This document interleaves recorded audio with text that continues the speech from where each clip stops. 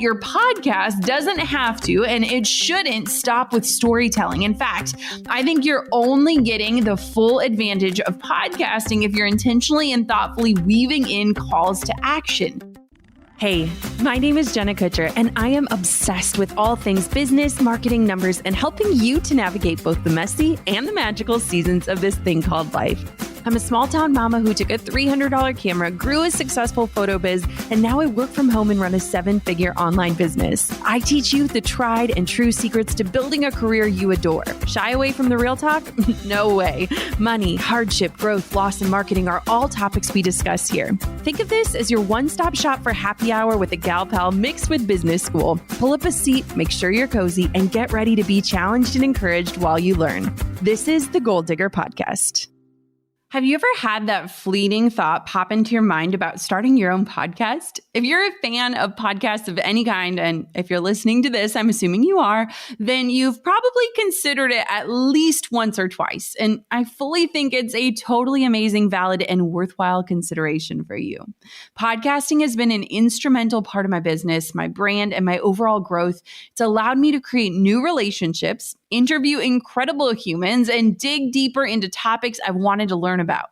My podcast, it allows me to connect with my audience, aka you, in new and more impactful ways. But I think a lot of people start to think about launching a podcast and they get tripped up by the details of growing and sustaining it, like the tech and the time and the effort and the investment spent to keep a podcast moving and grooving. And it can honestly feel like a lot.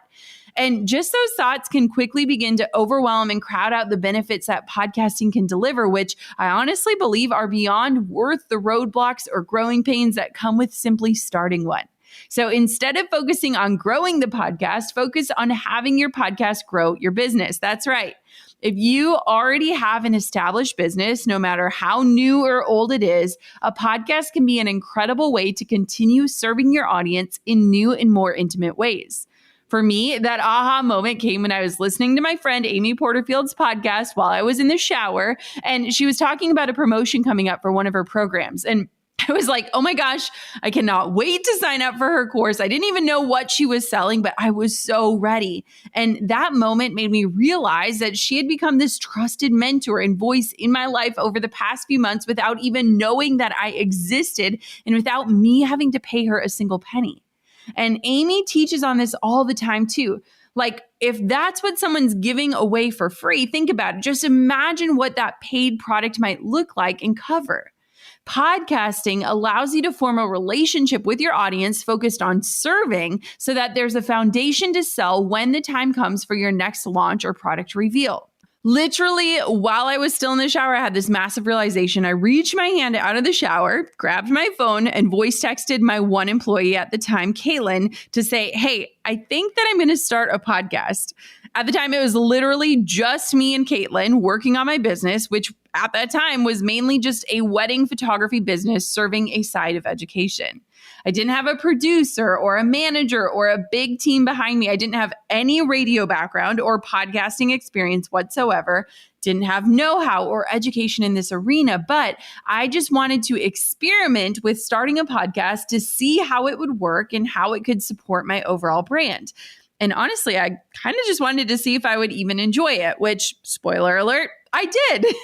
This show truly started as an experiment and has blossomed from there into one of the most important and valuable extensions of my business. And today I want to show you the 5 ways a podcast can help you to grow your business. You ready to get all the feel-good affirmations you've been waiting for to finally go for your podcast dream? Let's do this. Thanks to Fundrise for supporting Goal Digger. Start building your better portfolio today. Get started at fundrise.com/goaldigger to have your first 90 days of advisory fees waived. Thanks to Skillshare for supporting Goal Digger. Break up the routine of a day spent indoors, explore workshops, classes, and more in topics such as graphic design, photography, freelance, and entrepreneurship, and more. Get 2 free months of premium membership at Skillshare.com/goaldigger2.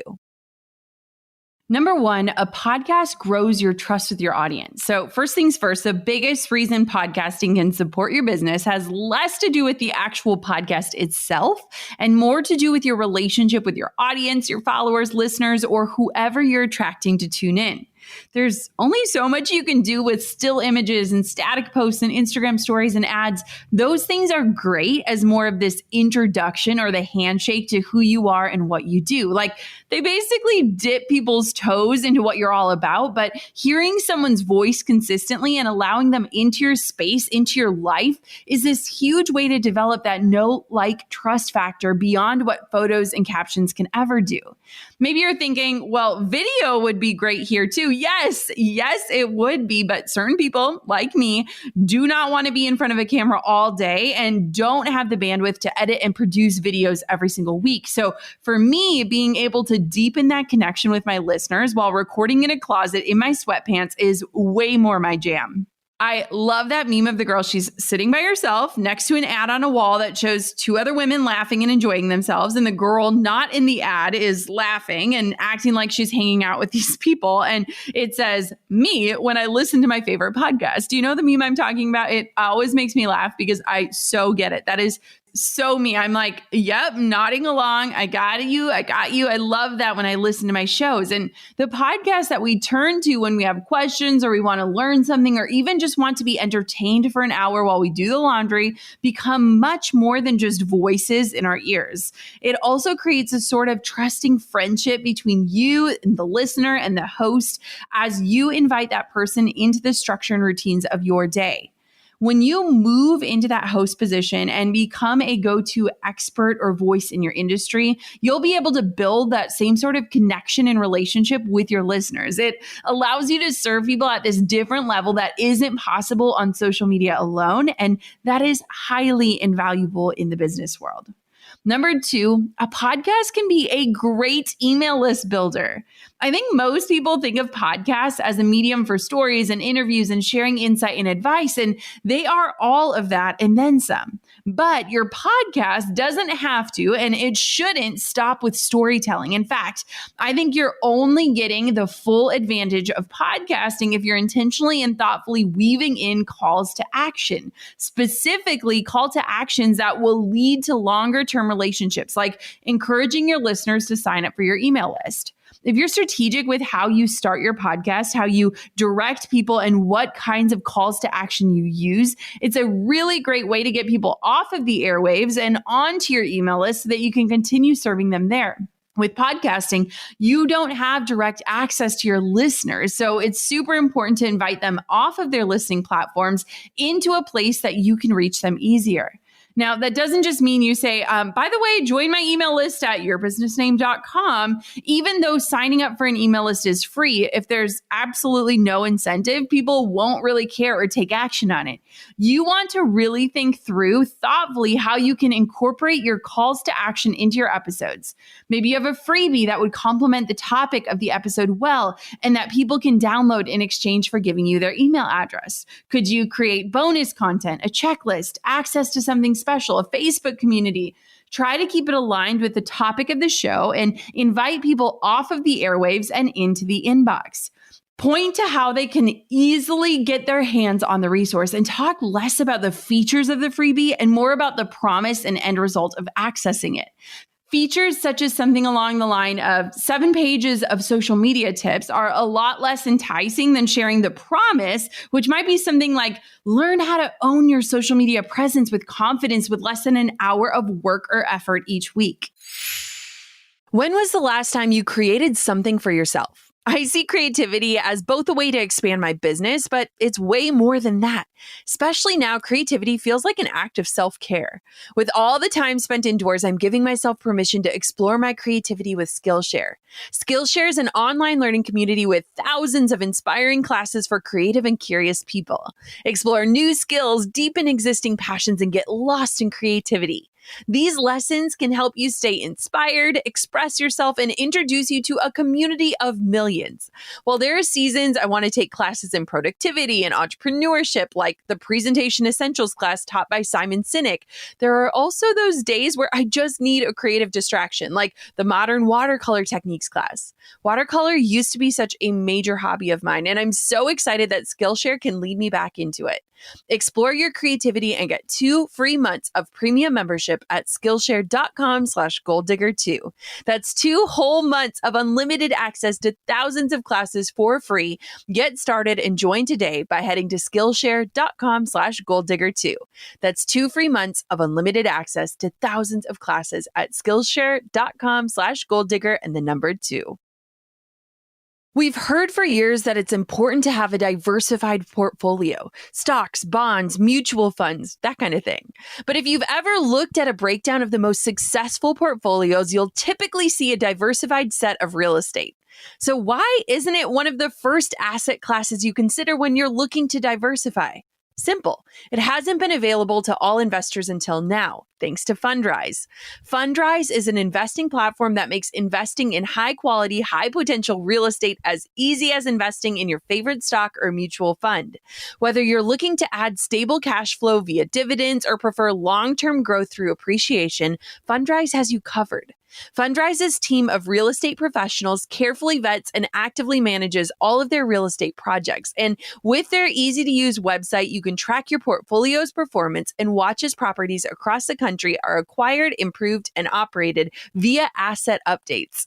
Investing in real estate like this has never been easier or more accessible. My podcast producer, Kylie, joined, and she's learning so much thanks to the intuitive platform and tons of info about where she's putting her money. Start building your better portfolio today. Get started at fundrise.com/goaldigger to have your first 90 days of advisory fees waived. That's fundrise.com/goaldigger to have your first 90 days of advisory fees waived. Fundrise.com/goaldigger. Now, number 3, this is a secret. You can monetize a podcast from day one. A lot of people don't realize that you can monetize your podcast from day one, and you absolutely positively should. You don't need thousands of downloads or listeners or a bunch of 5-star reviews yet to begin making money from your newest side hustle. Maybe you're thinking, Jenna, no one's going to sponsor me. I have no clue how to make this profitable. Here's the secret. You can use affiliate links from episode number 1 and share things that you naturally and authentically love to collect commissions in that way, treating your affiliate links like you would a potential ad spot on your show. Share about a product or a service that you love and where people can get it, referencing your affiliate link or a link in the show's description. Now, proceed thoughtfully here. That doesn't mean that you want your episodes dripping with affiliate content. The point isn't just to make money. And if you're pushing too much, too hard, too fast, then you'll likely experience less sales anyways, which totally eliminates the point of this. But my recommendation is this: weave in just 1 to 2 quote ads to your first episodes, sharing affiliate links to a product or service that you truly do love and use. Pop them into natural pauses within the episode, like in between segments or right after the introduction or before the wrap up of the show. It also helps to have scripts for these, even if you're not using a script for the rest of your show, so that you can keep it time conscious and you don't just end up rambling on about your love for this thing, which honestly is prone to happen when we talk about the stuff that we love.